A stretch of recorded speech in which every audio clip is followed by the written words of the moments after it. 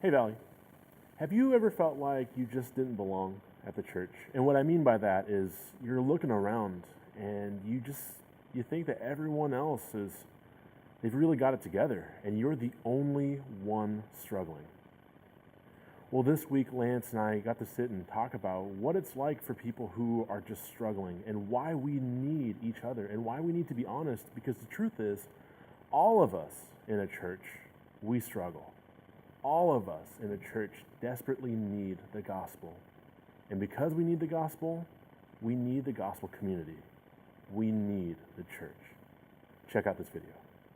So, what would you say to someone who walks into the church?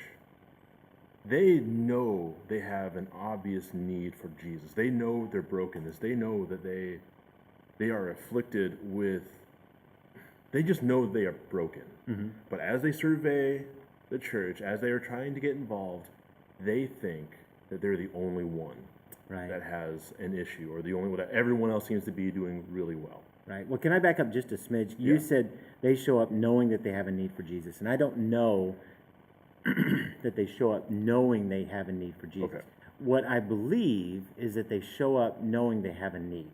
There is something in their life, maybe it was a decision that they've made, maybe it was a decision that somebody else made, and they're crying out, they're reaching out, they're trying to find some sort of hope.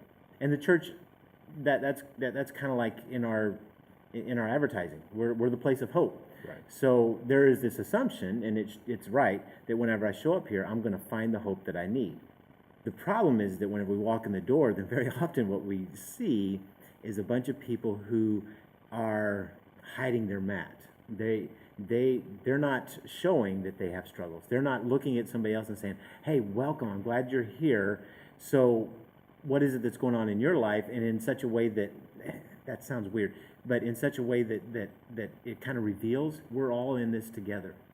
We have our own struggle. Kind of what we were talking about before. We don't go and introduce ourselves and say, "Hi, I'm Lance, I'm an addict," or "Hi, I'm Lance, I struggle with lust," or "Hi, I'm Lance, I'm an alcoholic." We don't do that.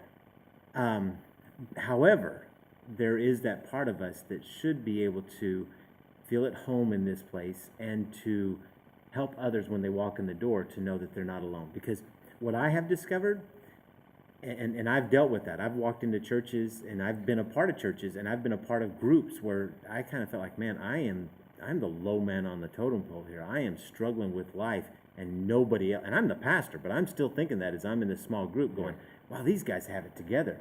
But the longer I stay in community with them, the more I realize, because they begin to trust me, they begin to trust the community together, the more I realize, wow, they're just as messed up as I am. Now, there's a point of rejoicing because I'm not the only one.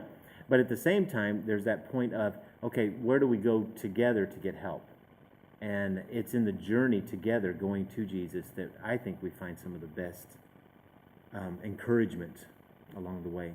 And that's where the redemption is. We talked about that last week. With Jesus,